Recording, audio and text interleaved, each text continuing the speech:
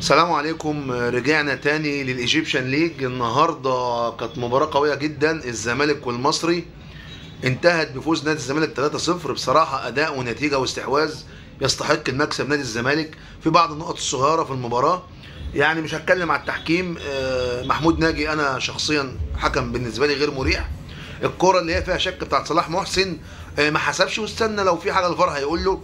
في كرة تانية كانت تسلل لعدي الدباغ جوه ال 18، حصل تلاحم بين اللاعب وعدي الدباغ، حسب ضربة جزاء مباشرة ورجع حسب اوفسايد.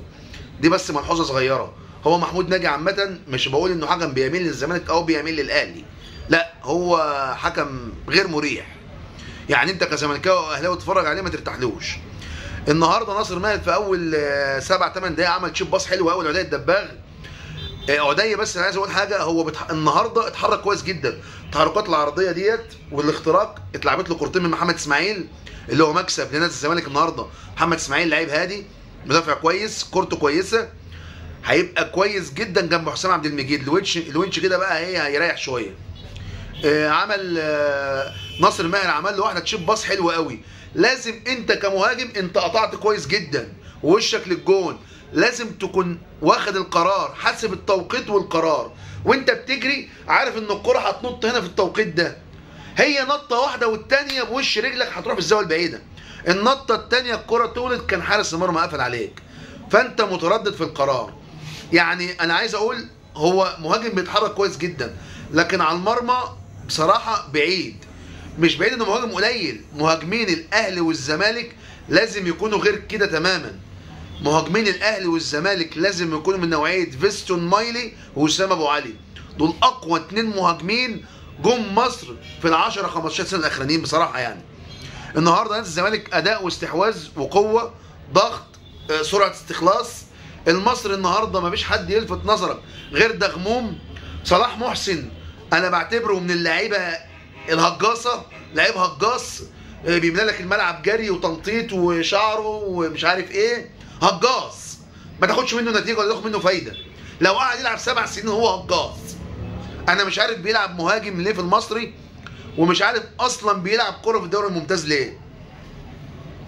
النهارده اخطر كوره للمصري في المباراه اللي اتعملت عرضيه من عمرو سعداوي، صلاح محسن صلحها لمحمود حماده حطها في السماء. محمود حماده ده كان فيه مدرب برتغالي مسك منتخب مصر اسمه روي فيتوريا، كان بيلبس نظاره كده عمل شبه دكاتره الباطنه، كان دايما يقول محمود حماده ده ويلعبه اساسي. مانيش عارف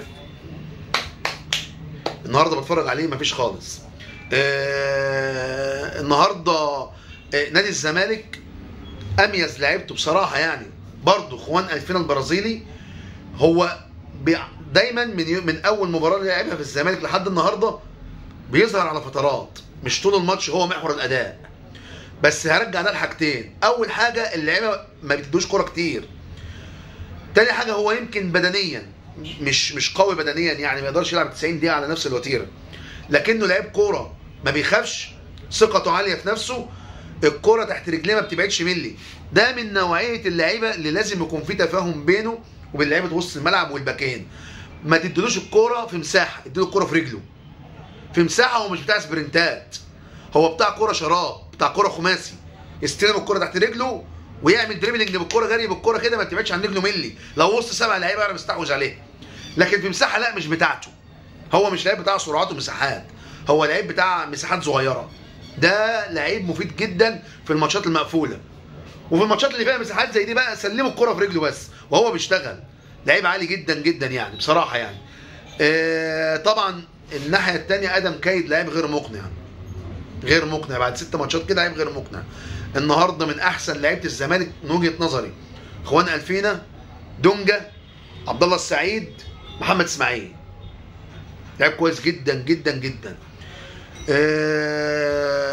النهارده برضو غزل المحله اتعادل 1-1. الفريق الوحيد اللي ما خسرش في الدوري. اقوى بدايه بتهيألي في تاريخ غزل المحله. كان كسبان 1-0 لحد الدقيقه 92. كابتن علاء عبد العال بيعمل تغييرات في الدقيقه 90، الهدف منها انه يموت رتم المباراه ويضيع وقت. منزل مين بقى؟ محمد عبد الغني. نزل عمل عليه ضربه جزاء ساذجه جدا، كوره ساذجه، اللاعب واخد الكوره طالع بره، حط رجله ضربه جزاء، ضربه جزاء سليمه. وغزل المحله جاله ضربه جزاء سليمه جاب منها الهدف 1-1. فغزل المحله الفريق الوحيد اللي ما خسرش في الدوري، اقوى دفاع جه فيه جون واحد. بنبارك لنادي الزمالك 3 نقط تصدر بهم الدوري النهارده 11 بونت. اعتقد يعني المباراه ديت انقذت فيريرا، لان جمهور الزمالك وادارته كانوا منتظرين المباراه دي بفارغ الصبر. يعني كانت هتبقى فاصله في البقاء او الرحيل بالنسبه لفيريرا. فهو النهارده بصراحه اداء ونتيجه، ولكن الزمالك محتاج مهاجم تقيل. انا بتكلم والزمالك كسبان، انا بتكلم بدون انتماء اهلاوي او زملكاوي. ما بحبش اللي بيفرح بالمكسب، لان المكسب ساعات بيغطي على سلبيات. لازم وانت في مركز قوه وانت كسبان اهم وقت تبص فيه على سلبياتك. المهاجمين اللي عندك ما بيخلصوش، انا يهمني المهاجم اللي بيخلص. يا فرحتي بتحرك كتير وانتاج صفر. الجول اللي جابه عدي الدباك على فكره يعني الكره من على خط المرمى خلصانه، يعني كانت داخله جول. ما بقللش منه كمهاجم، هو بيتحرك كويس، كورته كويسه، بس مش مهاجم هداف. بكره ان شاء الله عندنا ماتش الاهلي وانبي، مباراه قويه جدا. اشوفكم ان شاء الله بكره.